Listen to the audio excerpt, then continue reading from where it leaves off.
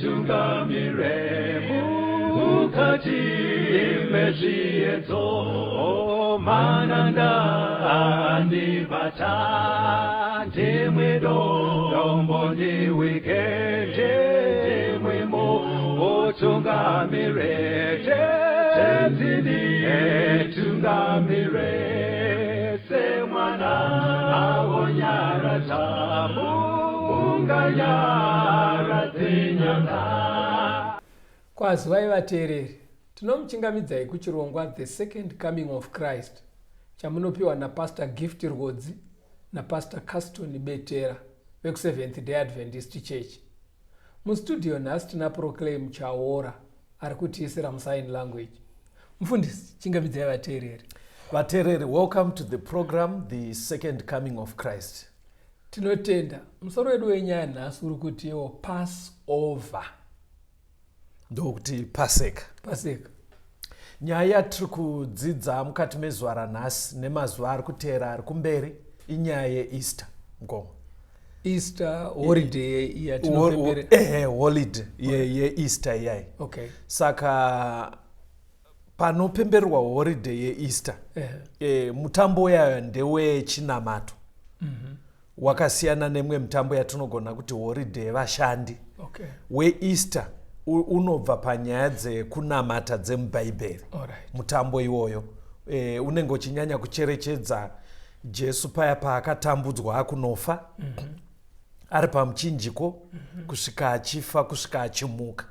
Ndo zvinonyanyotenderera. Ukabvunza vatende vakawanda pane nyaya dzekuita neEaster vanotenderera ipapo. Saka ndo nyaya yatinoda kuti pakupedzisira muteereri ibude pachena kuti bhaibheri rinoti kudii. Saka kuti inyatsa kubuda pachena tafunga kuti titangire kumashure. Okay. Titotanga pamutambo wainzi Paseka kana kuti Passover. Torai Bible mukoma. Saka muri kuti mimi Passover ine ukama neEaster. Pane ukama huchanobuda tikaiteedza. Watoda kuti uedze kubuda pachena kuti bhaibheri rinodzidzisa sei. But chatiri kuda isusu kunyatsa kunzwisa pamutambo weEaster. Ndo zvatoda kunzwisa tichishandisa bhaibheri. Saka musoro wedu wenyaya wanhasi pauri kuti Passover, Paseka, pane kakunodyidzana karipo kachabuda patinenge tichidzidza. Mukati mebhaibheri mukoma, vana veIsraeri vari kuEgypt. Faro aramba kuti vaende. Mwari akatendera kuti varohwe nematenda 10 vemuEgypt. Faro achita naro denda rekutanga, mvura yakaita ropa. Denda rechipiri, nyika ikazara matatya. Faro airamba pese ipapo.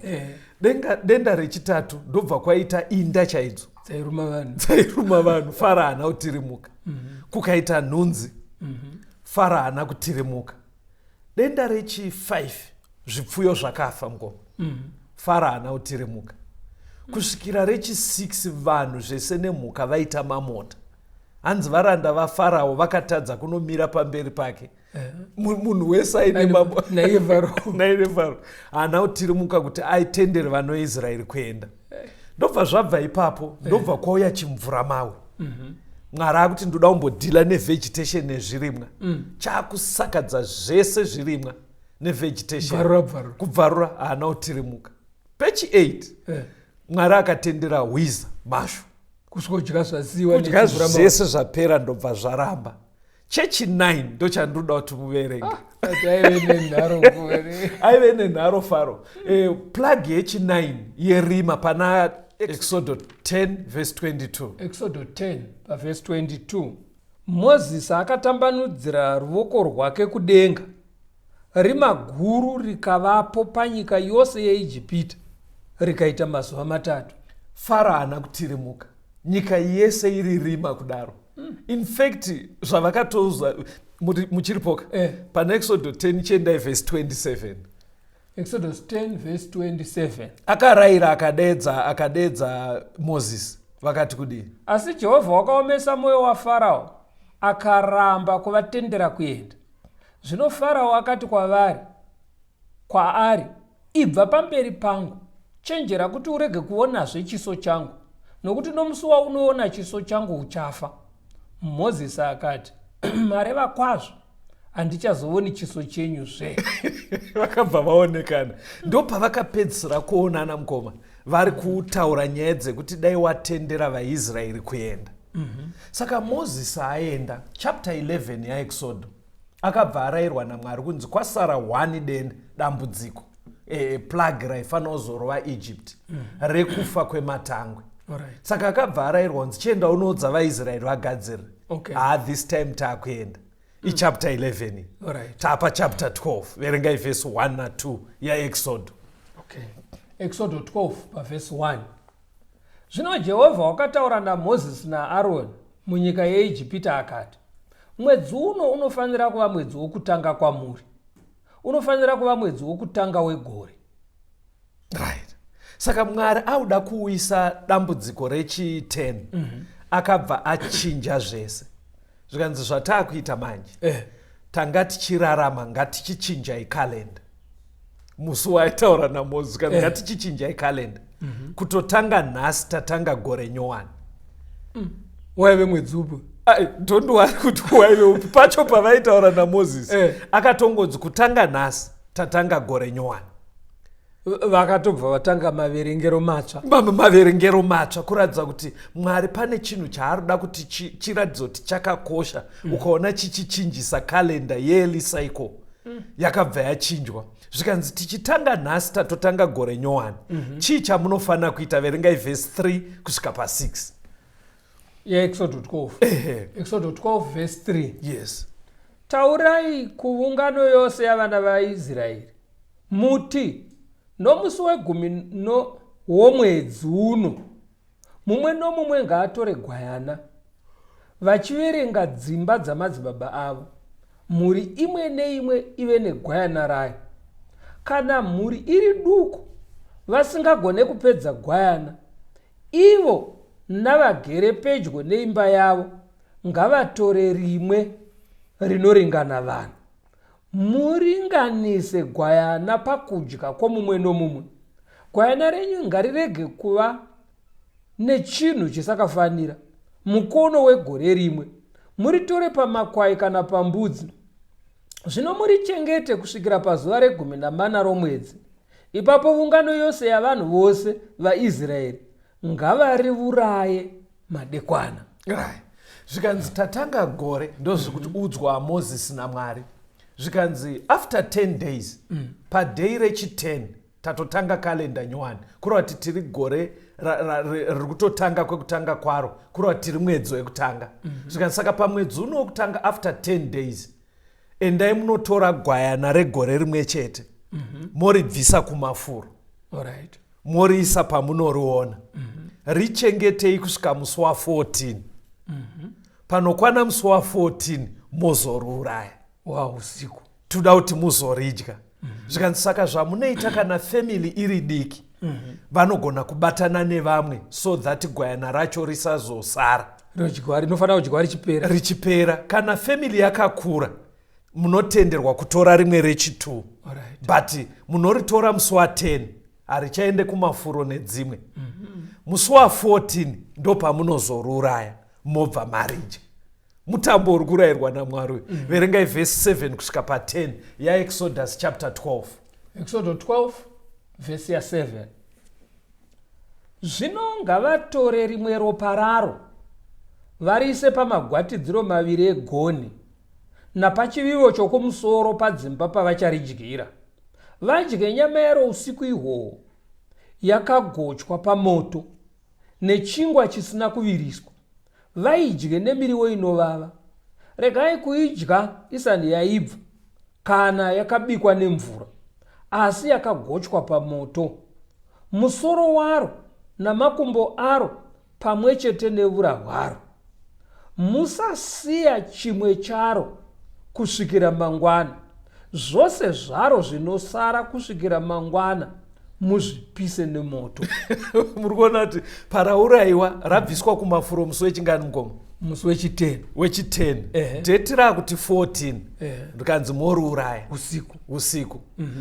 Pamunoridya hanzi ridyei nechingwa chisina mbiriso nemiriwo inovava. Zvikanzi torai ropa raro morizora pamagwatidziro magwatidziro kumasaidhi edzimba door frame padoor frame kutaura kwanasi toti door frame nechekumusoro nemumasaidhi right. zvikanzi munoridya rabikwa sei mukoma manzwa here anzi ngarirege kubikwa nemvura very good varite zvokugochwa nemoto very good zvikanzi rinenge raitwa nhindere hanzi iro nemusoro nemakumbo right. rungogochwa rakadaro haridimburwe kugocha mutumbi right. Saka already mukoma muri kuona here kuti zviri kutaura bhaibheri it's not a normal meal kwekudya hwai isina kudimburwa yagochwa yese yodyiwa nemiriwo inovava hakuna normal meal yekuti tingangoti ndofunga ndokudya kwangu angonzi naMwari ndokwandakuda wega unotoona kuti ndofunga zvine zvazvinoreva even kupiwa kwemadheti kuti ndoda kuti muribvise kumafuro musi wa10 muzoruraya musi wa14 unobva uno ndofunga pana Mwari zvaaida kuticha ipapapo right. Ngatifambe tiende pamberi. Chidzidzo chiri kuti Passover chiri kuda kutibatsira kuti tinzwise nyaya yeEaster. Saka tati titangire kuPassover. Handei pavhesi 11 kusvika pa14. Exodus 12 vhesi ya 11. Yes. Muridye kudai makasunga zviuno zvenyu, makapfeka shangu dzenyu patsoka dzenyu, makabata tsvimbo dzenyu mumaoko enyu, muridye muchikurumidza iPaseka yaJehovha. Nokuti nausiku uhwo ndichafamba napakati penyika yeIjipita, ndichirova matangwe ose avanhu panyika yeIjipita, navana vose vemhongora dzezvipfuyo. Ndichatonga vamwari vose veIjipita ndini Jehovha. Asi ropa richava chiratidzo kwamuri padzimba mamugere. Kana ndichiona ropa, ndichakupfuurai, kuti dambudziko rirege kukuwirai, rikuparadzei. Kana ndichirova nyika yeIjipita, zuva iri richava chirangaridzo kwamuri. Munofanira kutambira Jehovha mutambo naro. Munofanira kutamba mutambo naro pamarudzi enyu ose, murayiro nokusingaperi. Right. Muri kunzwa here mukoma kuti pabva pabuda pachena ndopabva pataurwa varare kuti iPaseka yaJehovha. Pari kubva chidzidzo chedu mapaverengapo. Yanzi iPaseka chimgomo. Harisi gwai raurayiwa. Okay. Igwai raurayiwa after rachuzwa musi wa10. Alright. Rourayiwa musi wa14. Ropa raro rozorerwa pamagwatidziro. Alright. Rodyiwa nemiriwo inovava. Asi raita zvekugochwa risina kudimburwa nhindi. Alright. Zvikaitwa izvo ropa razorerwapo. Ndo iri kunzi ndo Paseka. Paseka zvabva pakuti kudii? Panzi Passover. Hanzi nekuti mutumwa waJehovha achapfuura nemuEgypt achiuraya matangwe. But pavachaona ropa riri pamagwatidziro, mutumwa waJehovha achaita Passover imba iyoyo. Anopfuura kureva kuti hamuzofe munhu mumba imomo. Chiri kuita kuti apfuure chii? Iropa razorerwa regwai riyare. Dzokorai mukoma, Passover chii? Passover ndabata kuti pane hwai yatsaurwa musi wa10 wemwedzi wekutanga wegore. Right. Yochengetwa yozourayiwa musi wa14. Yes. Painenge yaurayiwa inodyiwa yakaita zvekugochwa haibikwe. Right. Asi mumba mainodyirwa padhoo panozorwa ropa kumativi nekumusoro. Ropa iroro ndo richati ngirozi inoparadza painenge ichirova matangwe muIjipita. Pese pane ropa haipinde, inopfuura ndokuita Passover. Verengai kubva vhesi 21 to 28 tombonzwa rwiyo tosikosimudzira. Exodus 12. Exodus 12 verse 21. Zvino Moses akadana vakuru vose vavaIsraeri akati kwavari, endai mundotora makwayana anoringana mhuri dzenyu mubaye Paseka. Mutore sumbu rehisopi, murinyike muropa riri mumudziyo, muzodze chivivo chokumusoro namagwatidziro maviri egonhi neropa riri mumudziyo. Kurege kuva nomumwe wenyu unobuda pamukova weimba yake kusvikira mangwana. Nokuti Jehovha uchapfuura napakati penyika kuti arove vaIjipita.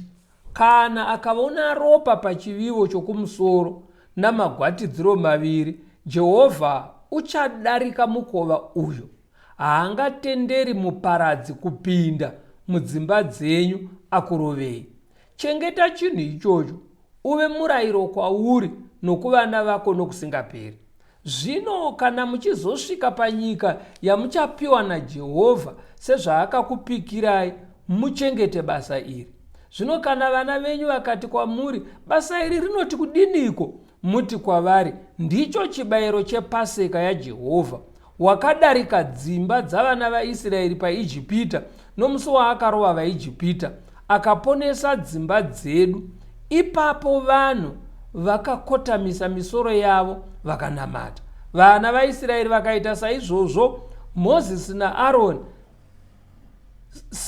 vakanga varayirwa naJehovha, ndizvo zvavakaita.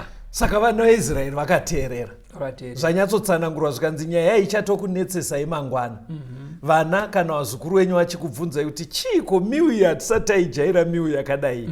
Inotanga yanzi ngaigadzirwe kubva musi wa10, musi wa14 wemwedzi wekutanga yodyiwa nemiriwo inovava, ropa richiiswa pamadhoo. Hanzi munovatsanangurira kuti ndo zvakarayirwa naJehovha. Patakabuda kuIjipti zvaive zvisiri nyore, Faro ainetsa. Asi pakaurayiwa matangwe, mutumwa werufu aichirika, aiita Passover, aipfuura dzimba dzedu. Saka edze kwaIsraeri dzinenge dzakazorerwa ropa. Muteereri, chidzidzo chiri kuti Passover chinoda kutibatsira kuti tinzwisise kuti Easter zvakamira sei, holiday yatinoita sevatendi yeEaster. Saka tatanga kuPassover kuti zvitibatsire kujekesa panyaya yeEaster. Rambai muri pachirongwa, timbonzwa rwiyo.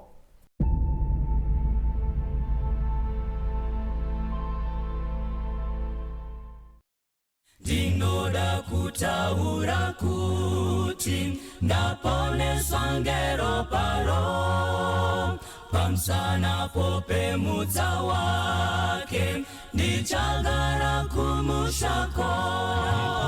Ndaponeswa ngeropa rake renyenye, ndaponeswa sendichiri mwana wake. Ndinofara ngekuti Jesu auya kundiponesa, ngekuti kupenya kwakeko kuri kunditungamira. Ndaponeswa ngeropa rake renyenye, ndaponeswa sendichiri mwana wake. Ndinotondera muponesi, ndichiri kufunga ndiye, ndiri kuimba nguva dzese ngerudo rukuru rwake. Ndaponeswa ngeropa rake renyenye, ndaponeswa sendichiri mwana wake. Ndichamuona mambo wangu, ndoita mutemo wake, achiri kunditungamira, dakara kumusha kwake. Ndaponeswa ngeropa rake renyenye, ndaponeswa sendichiri mwana wake. Chiripo chiremba kudenga chinondimirira ini, tichaenda ngekukasika kumusha wake wotenzi. Ndaponeswa ngeropa rake renyenye, ndaponeswa sendichiri mwana wake. Ndaponeswa ngeropa rake renyenye, ndaponeswa Ndichiri mwana wake.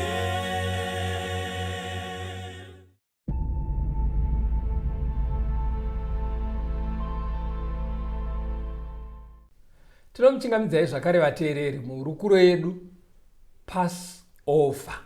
sei tiri kudzidza nyaya yepassover mukoma paseka matsanangura imimi kuti kwatiri kuvavarira kunosvika kuti zvitijekere kuti patinoita zororo reEaster zvinomborevei, right?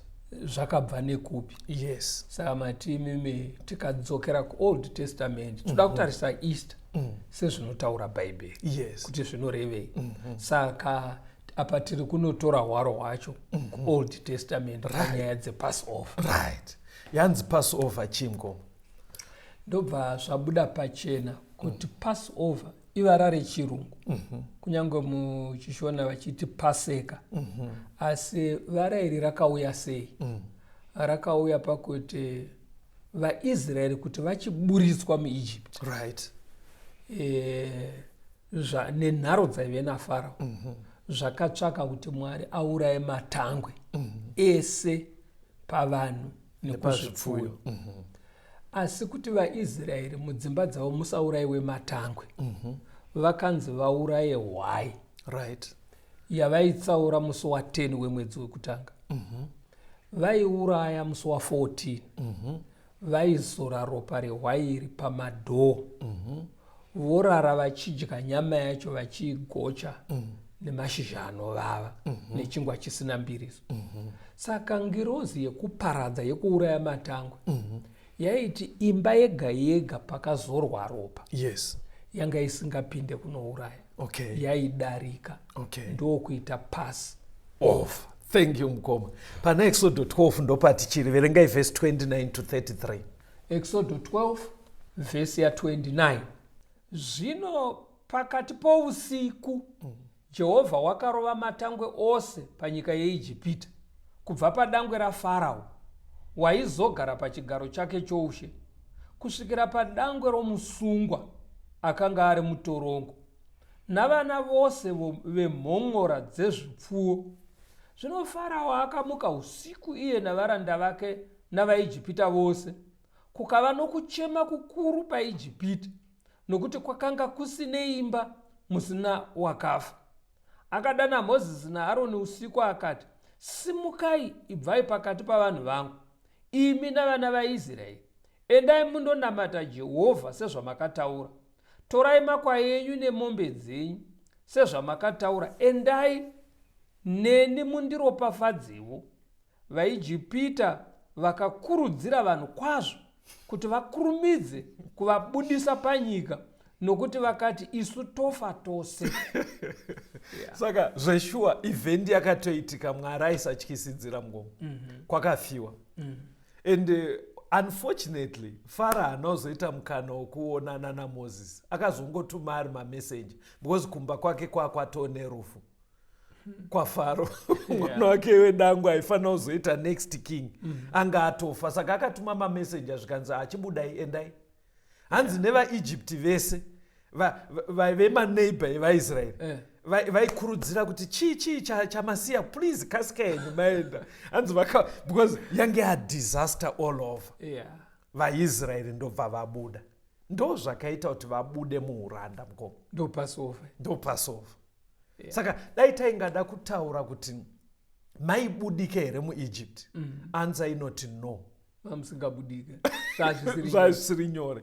Chii chakaita kuti vabude muuranda umu pajoko rinorema rakadai? Ipaseka, ipassover ndo yakazoita kuti vabude. Saka ngatichionai vachifamba verse 33 na34 neverse 39 yaExodus 12. Right. Exodus 12 pavhesi ya33. Yes. VaIjipita vakakurudzira vanhu kwazvo kuti vakurumidze kuvabudisa panyika, nokuti vakati isu tofa tose. Vanhu vakatora mukanyiwa wavo usati waviriswa, nemidziyo yavo yokukanyira yakaputirwa munguo dzavo pamafudzi avo. Verse 39. vakabika zvingwa zvisina kuviriswa nomukanyiwa wavakanga vabuda nawo paijipita, nokuti wakanga usina kuviriswa, nokuti vakadzingwa muijipiti vakasagona kunonoka, vakasazvigadzirira mbuva. maona kuti papaka saka zvakaitika mukoma kuEgypt variko yaive staple food, toti chi staple food, kudya kwakajairika kwemazuva ese. Like unogona kuenda dzimwe nyika unonzwa achiti staple food ikasava kuna naTanzania uko, koita kumwe kwekuti staple food irice kuna naAsia, koita kwekuti inonzi staple food isadza nezvakadaro. Saka yaive staple food yavo chaive chingwa. Alright. Saka musi wavabuda uyu manje because vakanzi munodya zvinhu izvi makatosunga chiuno, makapfeka bhutsu, muchitoratidza kuti muri parwendo. Vaiti vakakanya unozoita time yekuisa mbiriso, toti yeast. Inobatsira yeast kuti kazvifutunuke. Zvifutunuke. But because pavadya Paseka yanzi idyiwe nechingwa chisina mbiriso, ndofunga pfungwa yavo yaive kuti mukanyiwa wedu tozoita hedu yeast later. But hazvina kudaro because hanzi nebhaibheri vakabuda vachimhanya, vachimhanyiswa ndimazvonaka. Saka vakatora zvanga zvakanywa mukanyiwa uya, whether vaishandisa matine ekubheka, kwangotakura nepoto zvakadaro. Saka chavakabuda nacho waive mukanyiwa uri unleavened, usina mbiriso. Saka zvakabva zvaita kuti vari parwendo for the next days dzakateera vanga vakutodya chingwa chisina mbiriso, nekuti vakabuda nacho chisina mbiriso. Zvekuti mukazodzidza bhaibheri mukoma, panoitwa mutambo wePaseka, pawaive warayirwa naMwari, waibva wabatanidzwa nemutambo wezvingwa zvisina mbiriso. Nyaya yacho iri kutangira pane zvakaitika kuti pavadya Paseka vadya nechingwa chisina mbiriso. Vaamurwendo kuenda vatakura chingwa chisina mbiriso. Zvekuti vakatotora almost kuma 7 days vachidya chingwa chakadaro chisina mbiriso, zvekuti Mwari akabva atogadzira mutambo kuti musi wa14 izuva rePaseka, then the next 7 days mutambo wezvingwa zvisina mbiriso. Ndaunzwa kuti mapabata here papa? Ndabata kuti musi wavaita Pasika vakanzi nyama vaidye nechingwa chisina mbiriso. Yes. Nemiriwo inovava. Asi pakunobuda vakaita zvekukurumidziswa nevaIjipita ava kutya kuti vangapere kufa. Right. Saka pavakanga vakugadzira chingwa chekudya Paseka yapera, vakachikanya chisina mbiriso, vachibva vamhanyiswa vasina kuisa mbiriso. Saka mazuva akatevera havana imwe mbuva yavakagadzira kunze kwemukanyiwa uya usina mbiriso uya, zvakavamanikidza kudya chingwa chisina mbiriso. Very good. Saka pakuenda mberi wakabva waitwa semutambo naMwari wavaidzokorodza gore negore, kuti vachingobva muPaseka koita mazuva 7 anotevera ekudya chingwa chisina mbiriso. Mapabata mukoma, thank you. Verengai verse 48, Exodus 12 verse 48. Exodus 12 pa48. Yes. Kana mutorwa ugere newe achida kuitira Jehovha Paseka, vanhurume vose vari kwaari ngavadzingiswe. Ipapo ngaaswedere hake kuiita. Zvino wafanana nomunhu wakaberekerwa panyika, asi usina kudzingiswa ngaarege kuidya. Paseka yaidyiwa nevaIsraeri kana paine muranda akumbirwa kusikoshanda asiri permanent haadye Paseka. Kana kuine vavakidzani vamwe vakangodaro havadye Paseka. But zvaizoti kana muine muvakidzani asiri muIsraeri oimpreswa, ofarira kaitiro kanoita vaIsraeri kuti izvi ndozvidawo, hanzi iye yaifanira kutanga adzingiswa obva agashira ake opinda mumutambo. 14 verse 24 verse 42. Exodus 12 verse 14. Zuva iri richava chirangaridzo kwamuri. Munofanira kutambira Jehovha mutambo naro. Munofanira kutamba mutambo naro pamarudzi enyu ose, uve murayiro nokusingaperi. Uve murayiro nekusingaperi. Verse 24. Verse 24. Chengeta chinhu icho, uve murayiro kwauri nokuvana vako nokusingaperi. murayiro nokusingaperi. Verse 42. vhesi ya42, usiku uhwo unofanira kurangarirwa Jehovha, nokuti wakavabudisa panyika yeIjipita nahwo. Ndivo usiku hwaJehovha unofanira kurangarirwa kwazvo navana vaIsraeri vose namarudzi avo ose. Unofanira kuramba uchirangarirwa nemarudzi ose nekusingaperi. Bhaibheri riri kutotaura kuti Mwari aida kuti zvirambe zvichingoitwa. Saka zvatoda kuita mai ndezvekuti, because mimwe mibvunzo inogona kubva kumuteereri ndeyekuti tichiri kuita here Paseka. Alright. Saka ndaverenga mavhesi aya kuti ari kutoti nekusingaperi. Asi handapindura mubvunzo wekuti tichiri kuita here Paseka. Kuti tichiri kuita here, tinofanira kuita here mumazuva edu. Ndo mubvunzo wacho. Saka Bhaibheri riri kuti mutambo uyu ngauitwe nekusingaperi. Haisi anza. Okay. Haisati yaanza kuti tinofanira kuita here. Tinochienda mberi tochiona kuti Bhaibheri parinoti nekusingaperi rinorevei. Alright. Pabatika kai. Toda kushandisa ndima shoma. 1 Samuel 1. Verse 22 neverse 26 to 28. Toda kupindura mubvunzo kuti Bhaibheri kana richiti nekusingaperi parinoti forever kana kuti everlasting rinorevei. Samuel wokutanga 1 vhesi ya22, asi haana kukwira, nokuti wakati kumurume wake, handingakwiri kusvikira mwana arumurwa. Ipapo ndichaenda naye kuti asvike pamberi paJehovha agarepo nokusingaperi.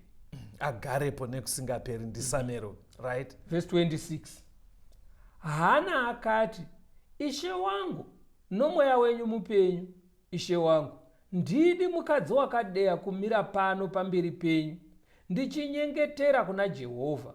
Ndakakumbira mwana uyu, Jehovha akandipa chandakakumbira kwaari. Saka neniwo ndamupa Jehovha.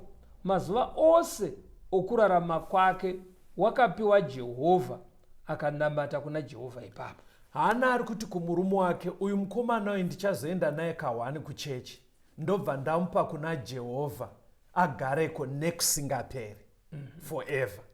But azoenda kuchechi achitaura naEli muprista, ari kuti koma ndikanganwe here, ndini mukadzi uyu akanamata musuya.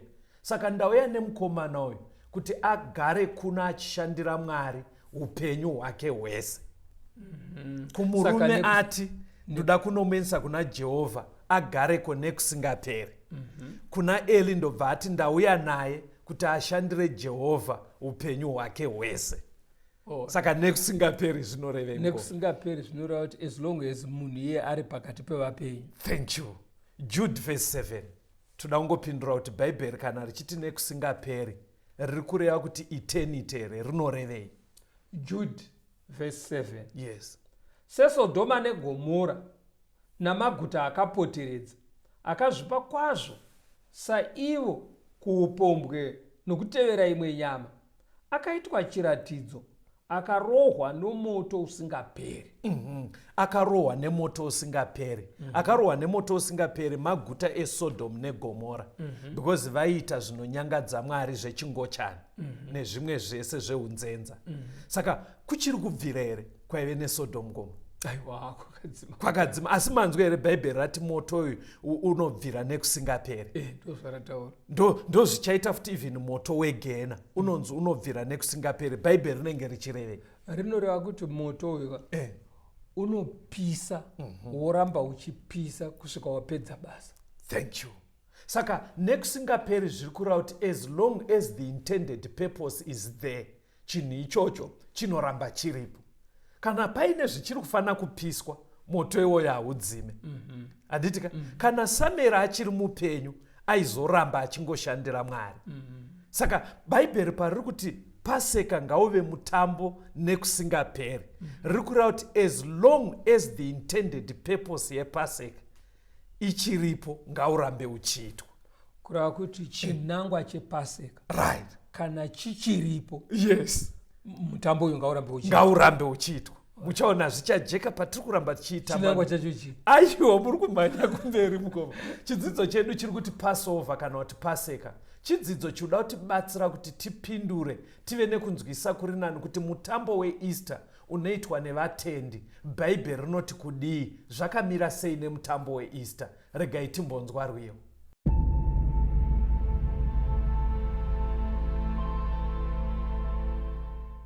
Uya mweya wakachena mundikomborerenyi, kuti moyo wangu ucha kukudza nguva dzese, ndidzidzisenyi kukuda kuziva zvakanaka zvechikariro chembiri chinondipa kufara. Ndauya kune mwitenzi munozondibatsira, ndinosimbira kunemwi mundisvitse kumusha. Jesu wakanditsvakisa, ndanga ndiri mufambi, mudambudzo wandibvisa, ngeropa rake iri ndagashira mutsa wenyu, ndinomuitirenyi, ndipenyi kunaka kwenyu, ndosungirwa kunemwi, nguva dzese ndarasika kuva munzira yenyu. Ndiri pano wangu Baba, batisa moyo wangu. Ndiri pano wangu Baba, batisa moyo wangu. Ndiri pano wangu Baba, batisa moyo wangu. Ndiri pano wangu Baba, batisa moyo wangu.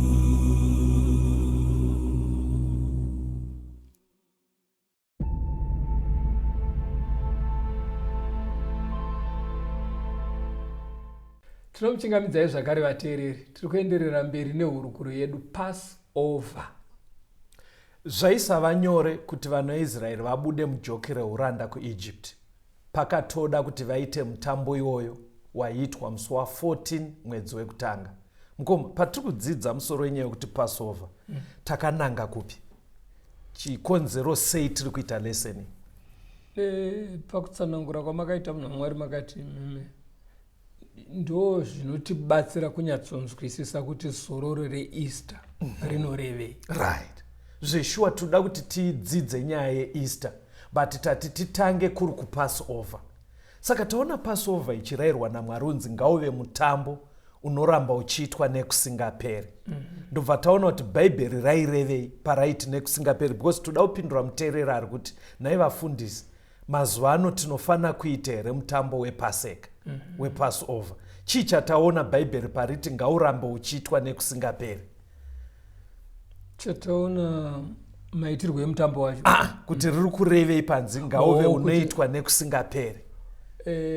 Kana pachinzi nokusingaperi, kureva kuti pane chinangwa chiripo chiri kunongedzerwa nemutambo iwoyo. Yes. Saka as long as chichiri kufanira kunongedzerwa, chinangwa ichocho chisati chazadzisika, yes, unofanira kuramba uchiitika. Thank you. Mutambo ichi chimwe chataona mufundisi chiri kuratidza kuti une zvawainongedzera. Patauverenga tichinzwa madetails, pane zvanyatsoratidza kuti ndofunga pane zvazviri kunongedzera. Kadyirwe kehwai yacho ekuti haidimburwe, right, inongoguchwa yakadaro, right, ichidyiwa nemashizha anovava. Saka kadyire ikako, right, kuti uti vanhu ndo kabikirwo kaakuitwa mudzimba zvinobva kasi kabikiro kanyowani, right. Imwe reason futi, imwe reason katsaurirwo kayaitwa kuti wai inotsaurwa yoita 5 days yakatsaurwa isiri kumafuro nedzimwe, right, yozourayiwa musi wa14. Yeah. Iko kutochinjisa yearly cycle, kuchinjisa kalenda kwemutambo uyu, kutoti ndoda kuti muitsaure musi wa10 zvichipiwa madheti. Izvozvo zvinoratidza kuti idi Passover ine zvayainongedzera. Yakaramba ichiitwa here? Toda kuona kuti yakaramba ichiitwa kusvikira rini. Handei pana Numbers 9 vhesi ya5. Numeri 9 pavhesi ya5. Ivo vakatamba Pasika nomwedzi wekutanga nezuva re14 romwedzi madekwana murenje reSinai. Zvose sezvakarayirwa Mozisi naJehovha ndizvo zvakaita vana vaIsraeri. Gore rakatera racho kwapera gore vari parenje reSinai. Hanzi vakaita mutambo iwoyo sekurayira kwakaitwa naMwari. Ngatikasike ndima dzakawanda dzinoratidza kuti Pasika yaivepo, but toda kufamba nenhoroondo. Pana Joshua chapter 5 verse 10. Joshua 5 pavhesi ya10. Vana vaIsraeri vakavaka misasa yavo paGirigari. Vakadya Pasika pazuva re14 romwedzi madekwana pamapani eJeriko. Right. Mukoma, vakabuda rini muEgypt vana Israeri? Kubuda rini dheti racho? Dheti racho. Patadzidza pakafa matangwe vakabuda rini? Asika vakabuda usiku wa14 ka. Right. Vakabuda musi wa14 wemwedzi wekutanga. Ndobva vapo. Musi wa14 wemwedzi wekutanga ndo wavarara vachidya wai. Ndobva vabva vabuda ka. Mangwana acho. Saka vapedza 40 years murenje. Kuratidza kuti zvine metsi dzaitwa naMwari. Vakasikoyambuka pana Jordan. Right. Ndobva vapinda muKenani. Vachipinda muKenani. Saka chakava chiteshi chavo chekutanga pavakasvikira ndo paGigari pamaverenga pamapani eJeriko. Saka vachingonoyambuka vachipinda dheti rakabva ranoti 14. Timing yacho yekuti pakunopinda muKenani vakabva vapinda nezuva repasika. Ndosaka hanzi vakaita Pasika kurodza kuti exactly vakaita 40 years. Hadzina kupfuurira kana nedhei. Vachingonopinda kusvika paGigari kudai. Dheti ra14 ndobva rakwana. Ndobva vabva vaita mutambo. Handei kumberi kwenhoroondo 2 Kings 23. Verengai vhesi 21 to 23. Madzimambo echipiri 23 pavhesi ya21. Zvino mambo akarayira vanhu vose akati, itirai Jehovha Mwari wenyu Pasika sezvakanyorwa mubhuku iyi yesungano. Zvirokwazvo havana kumboita Pasika yakadai kubva pamazuva avatongi vaitonga Israeri, kana pamazuva ose amadzimambo aIsraeri kana madzimambo aJudha. Asi negore re18 ramambo Josia vakaitira Jehovha Pasika iyi paJerusarema. Saka chandadira ndimai mukoma iri kutibatsira kusamaraiza kuti hanzi Pasika yavakaita madays aKing Josiah hanzi ayo yakaitwa nemazvo. Hanzi hakuna yakadaro yatingafananidze yekuti even kuine vatongi. Nguva yavatongi ndoipi mukoma? Nguva yamajajisi yana Gideoni nevamwe avo. Kuratidza kuti kwaiitwa. But zvikanzi even yemadzimambo tikutaura kutanga kunani? Sauro mambo wokutanga vana David. Saka kuratidza kuti nguva yemadzimambo, nguva yevatongi, Pasika yaitwa. Saka payatozonzi madays aJosiah yakazongoitwa zvine mutsindo. But zviri kungoburitsa kuti panhoroondo yaitwa. Pana Ezra chapter 6 verse 19. Ezra 6 verse 19. Verse ya 19. Yes. Vatapwa vakaita Pasika nezuva re14 romwedzi wokutanga. Nguva iyi kwakwana naZerubhabheri naJoshua muprista mukuru. Vanhu vangu vatomboenda kuBhabhironi vatodzoka dzanhapwa kunyika kwavo. Pasika vakaramba vachiita. Handei kuNew Testament ngoma. Luke 2 verse 41 to 43. Luke 2 verse 41. Yes. Zvino vabereki vake vaisienda Jerusarema makore ose kumutambo wePasika. Zvino iye wakati ava namakore ane 12 vakakwirako netsika yomutambo. Vakati vapedza mazuva pakudzoka kwavo, mwana Jesu akasara Jerusarema, vabereki vake vasingazivi.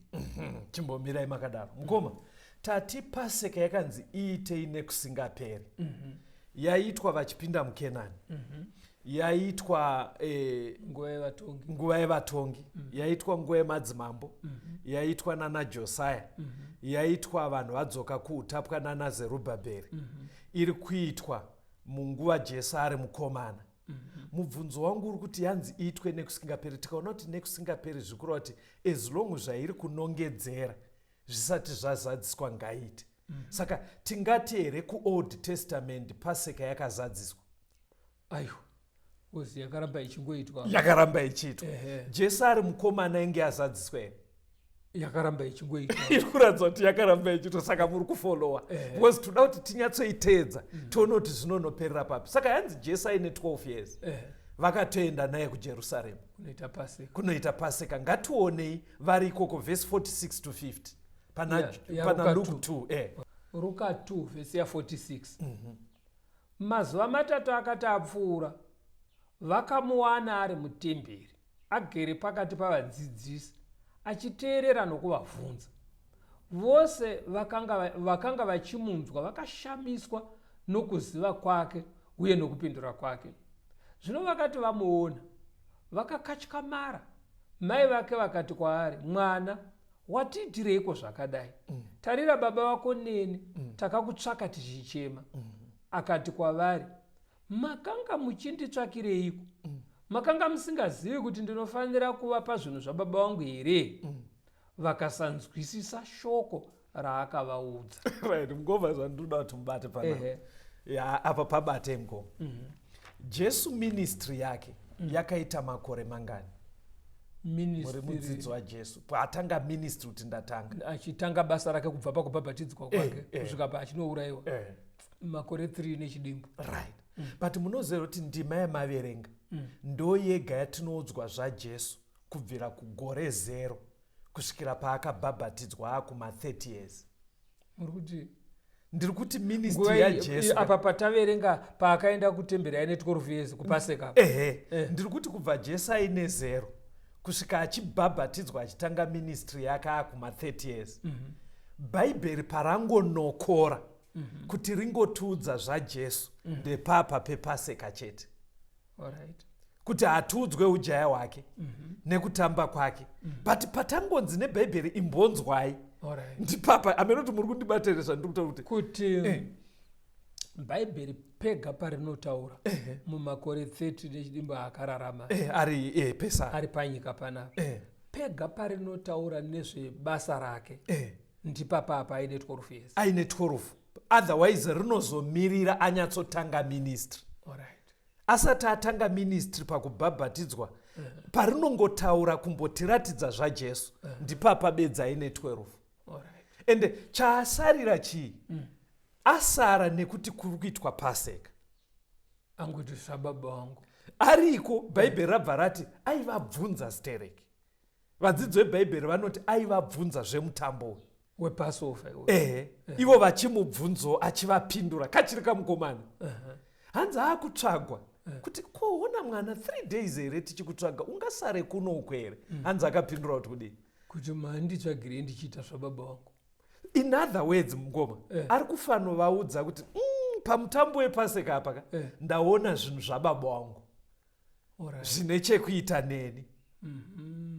Ari kungofanwa pamahighlights ameno muteereri muri kuzvibatira kuti ministry ari kuzotanga ane 30 years.